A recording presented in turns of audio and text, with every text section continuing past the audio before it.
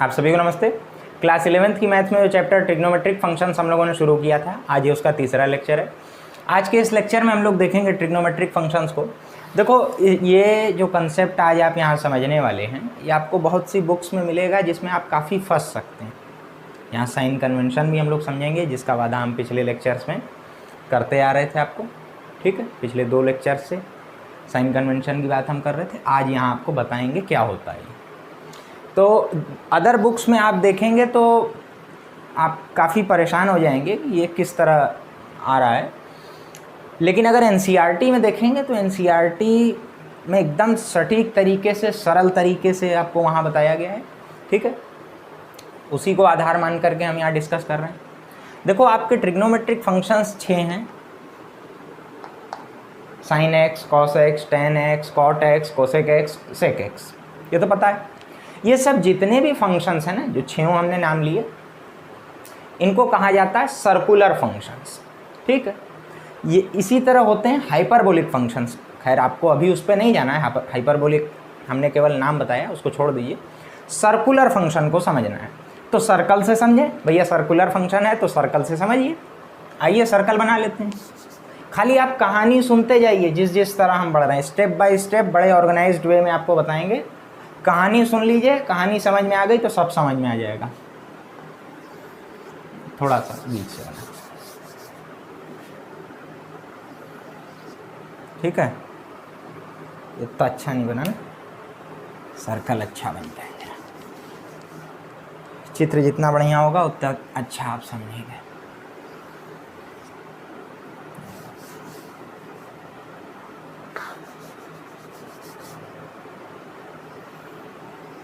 चलिए, काम चला हुआ है, और ज़्यादा कोशिश में और बिगड़ेगा, ठीक है। ये सर्कल है, यूनिट सर्कल है, इसकी रेडियस 1 है। हमने क्या किया, एक क्वाड्रेंट बना लिया इसके सेंटर से, ठीक है। बहुत अच्छा तो नहीं लग रहा है यार, ये बेहतर से बेहतर जो आपके लिए बन जाएगा उस पर हम रहेंगे।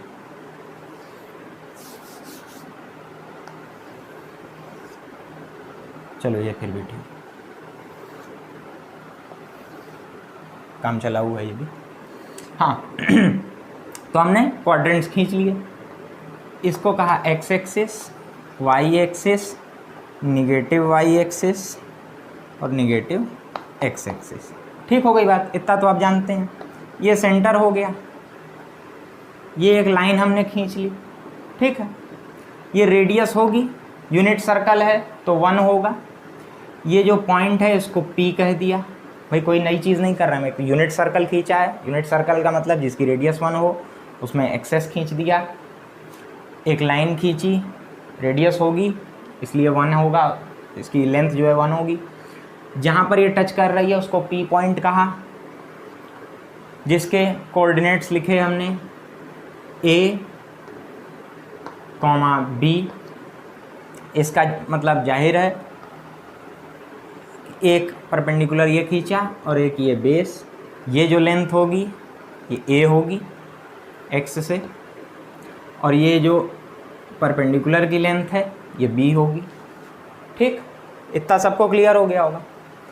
अब देखो, यहाँ से यहाँ तक का जो आर्क है इसको हमने कहा कि ये x है, ठीक। और इन रेडियन मेज़र, ध्यान दीजिएगा, रेडियन मेज़र आप जानते हैं कि एंगल को अगर हम थीटा कहें, angle is equal to arc upon radius, ठीक। आर्क है आपकी x, रेडियस है 1, तो अपॉन 1 लिखें या ना लिखें, x ही रहेगा। इसका मतलब आपका जो एंगल है थीटा वो x है। इसका मतलब ये जो एंगल बन रहा है बेस से एंटी क्लॉकवाइज यानी पॉजिटिव होगा, वो x बन रहा है, ठीक हो गई बात। अब आप देखें भाई, मेन मुद्दा क्या है। मेन मुद्दा हमारा ट्रिग्नोमेट्रिक फंक्शंस है। हमने आपको बताया था कि जो ट्रिग्नोमेट्रिक रेशियोज होते हैं, साइन, कॉस, टेन, कोसेक, सेक, कॉट, 6 होते हैं। इसमें जो साइन और कॉस हैं ये फंडामेंटल रेशियोज हैं, और बकिया के 4 डिराइव्ड हैं। अगर आप ये 2 निकाल लें तो बाकी 4 आप निकाल सकते हैं। तो आओ उसी पर डिस्कस करते हैं। साइन एक्स क्या होता है? परपेंडिकुलर अपॉन हाइपोटेन्यूज होता है, सिंपल सी चीज़ है। परपेंडिकुलर यहाँ क्या होगा? एंगल के अपोजिट वाला यानी बी, अपॉन हाइपोटेन्यूज 1 है, ठीक। इसका मतलब हम यहाँ से लिख सकते हैं कि b इज इक्वल टू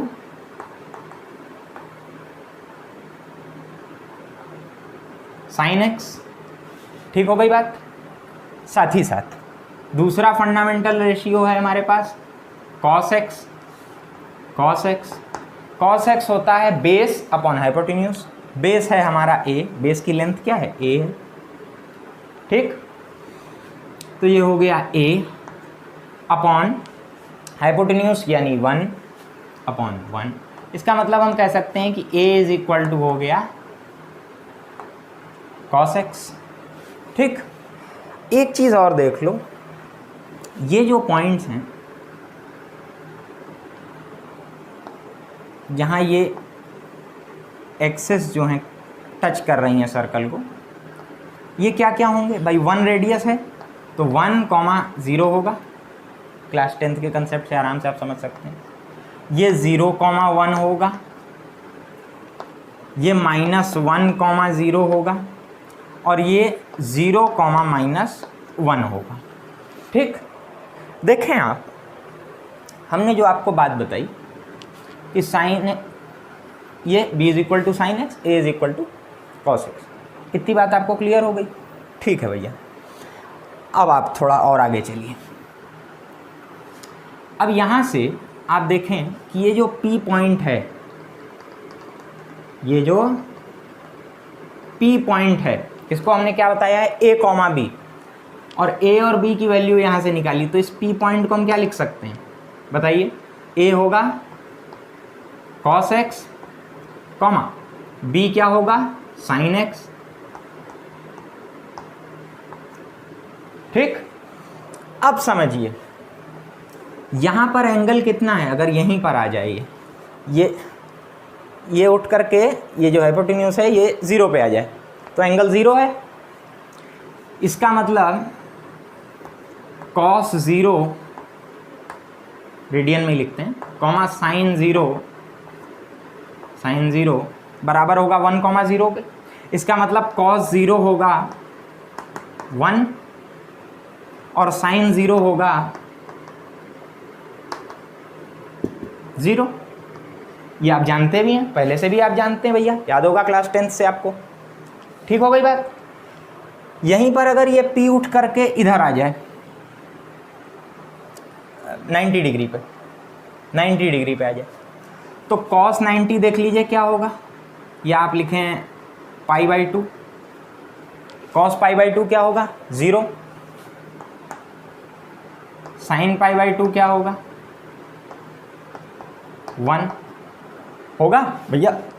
इसको देखिए ना, a, b है, ये खसक के इधर तक आ रहा है, होगा। अच्छा, अब इधर आ जाइए, इसको पकड़ के टिचुप यहाँ ले आइए, तो cos पाई कितना होगा? -1, ठीक है। sin पाई कितना होगा? 0। नीचे आ जाइए इस पे,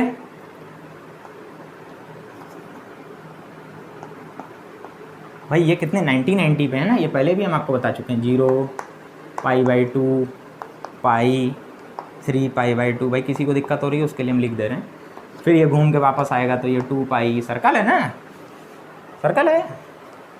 हाँ, sin 3 π/2 कितना होगा देख लीजिए, सॉरी कॉस, इधर कॉस लिख रहे थे, कॉस 0 होगा। sin 3 π/2 कितना होगा देख लीजिए, -1। cos 2 कितना होगा? 1, और sin 2 कितना होगा? 0, ठीक। अब थोड़ा सा यहाँ गौर फरमाइएगा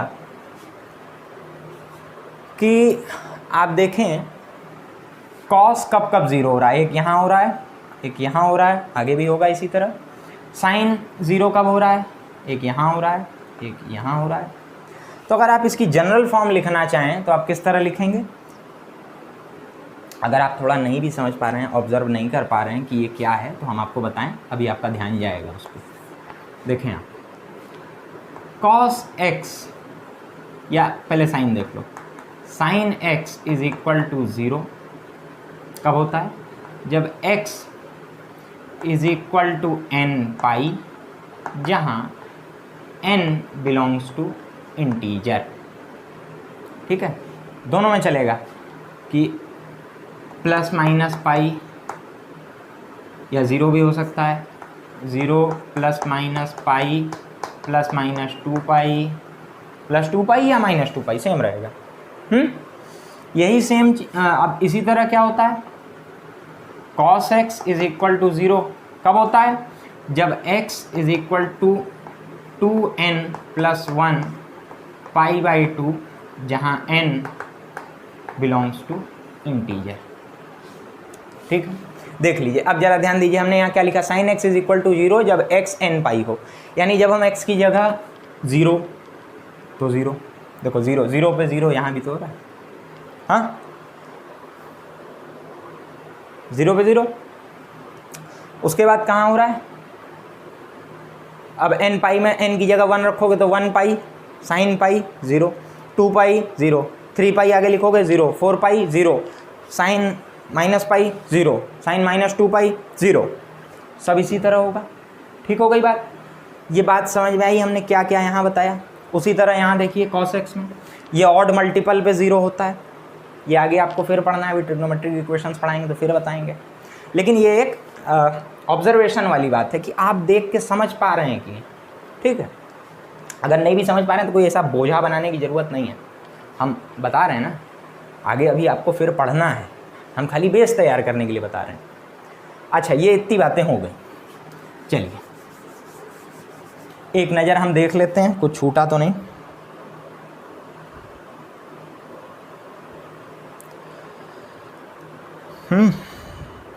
जनरल फॉर्म भी आपको बता दी। एक चीज़ और देख लीजिए, अच्छा हुआ हमने चेक कर लिया।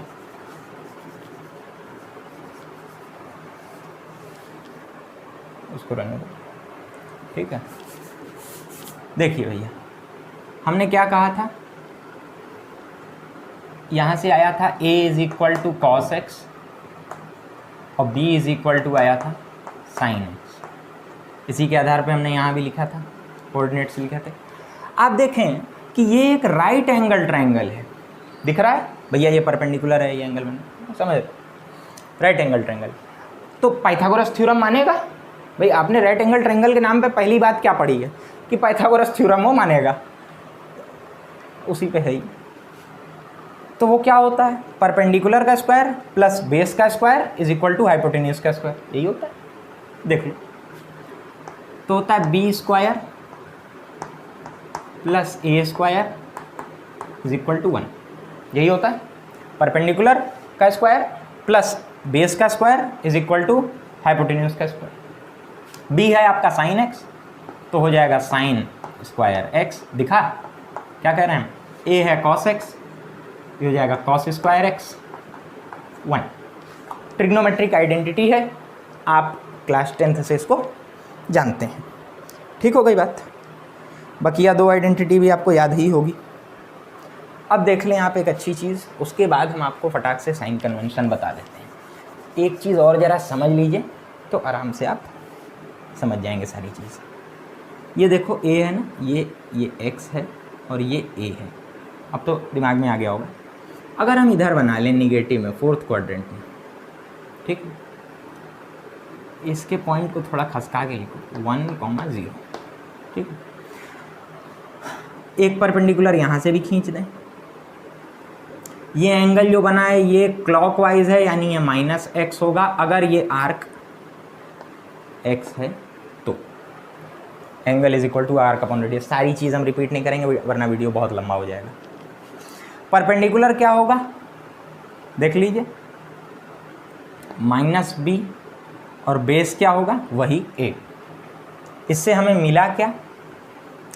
कि अब हम लिखेंगे जब साइन माइनस एक्स, क्योंकि अब एंगल क्या है माइनस एक्स पूरा पूरा, तो वो क्या होता है परपेंडिकुलर अपॉन हाइपोटेन्यूज, परपेंडिकुलर है माइनस बी, तो ये आ जाएगा माइनस बी।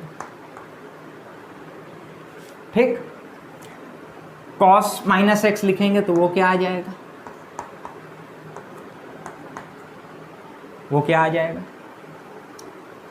बेस ए अपॉन हाइपोटेन्यूज, ये 1 है ए, तो ये सिंपल ए आया। यहां से क्या निकलती है बात देखिए जरा ध्यान दीजिएगा, स्टार पॉइंट में लिख लीजिए कि sine minus x is equal to minus of sine x,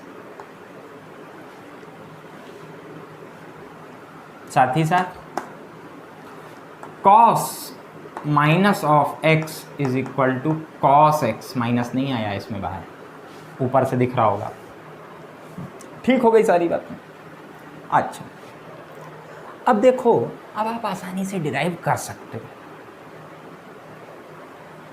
कर सकते हो। तो यहाँ क्या है, चूंकि आपको फंडामेंटल रेशियोज पता हैं, बकिया के आपके खटाखट डिराइव होते जाएंगे। इसके लिए साइन क्या है, इसके लिए क्या है, सबके लिए हमने आपको बताया।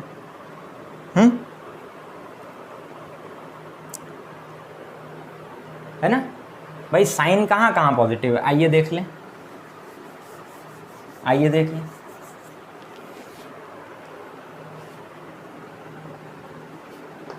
देखिएगा, अब देखो, अब इस a कॉमा बी को हम हटा दे रहे हैं, या लिखे रहो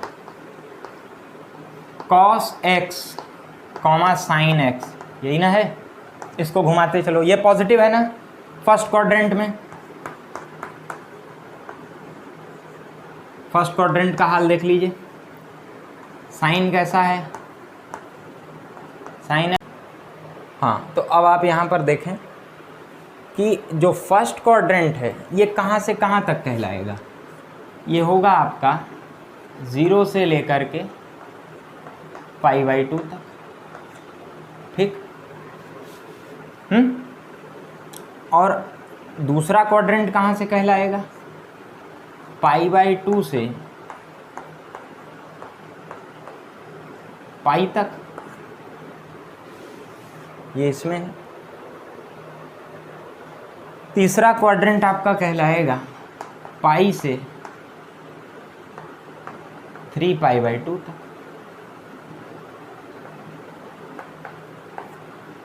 और चौथा क्वाड्रेंट कहलाएगा 3π/2 से 2π।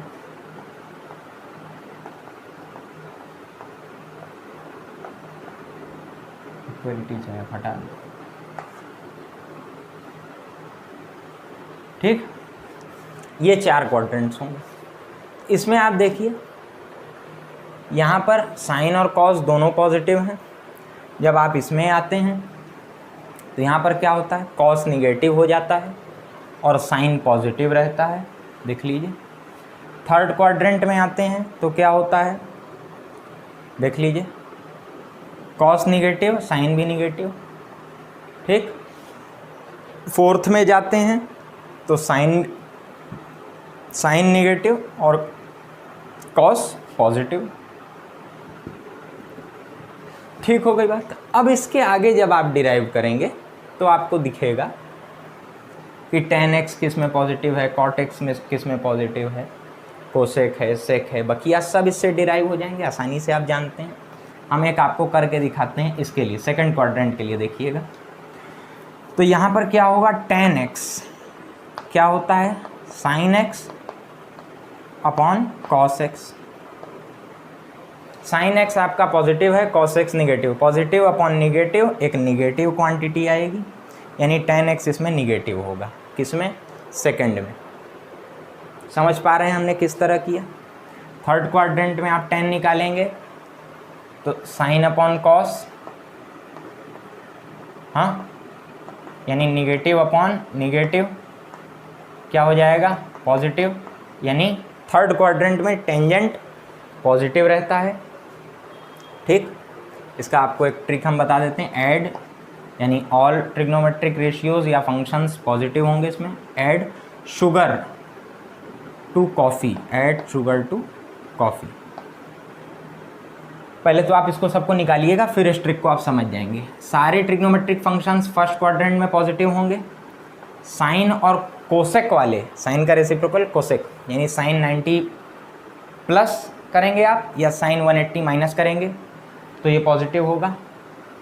टेंजेंट थर्ड में पॉजिटिव होगा और कोटेंजेंट थर्ड में पॉजिटिव होगा। फोर्थ में कोसेक और सेक पॉजिटिव होंगे। ठीक है, इसका कंसेप्ट आपको अगले लेक्चर में हम बता देंगे, क्योंकि ये लेक्चर काफ़ी लंबा होता जा रहा है। ठीक है, अभी जितनी चीज़ें आपने समझी हैं, ऐड शुगर टू कॉफ़ी भले आप छोड़ दें, इसको करके एक एक एक एक एक एक करके आप देखिएगा, खुद एक लिस्ट बनाइएगा कि कौन कहाँ पर पॉजिटिव है, कौन कहाँ पर निगेटिव है। ठीक है, तो आज हमने काफ़ी कुछ समझा। सर्कुलर फंक्शन आपने समझा किस तरह आया है, ट्रिग्नोमेट्रिक फंक्शन जो सर्कुलर फंक्शन जिसको कहते हैं वो किस तरह आया, आप इसको समझ पाए। ठीक है, तो फिर मिलते हैं अगले लेक्चर में, फिर कुछ नया सीखेंगे, कुछ नया जानेंगे। तब तक के लिए आप सभी को धन्यवाद।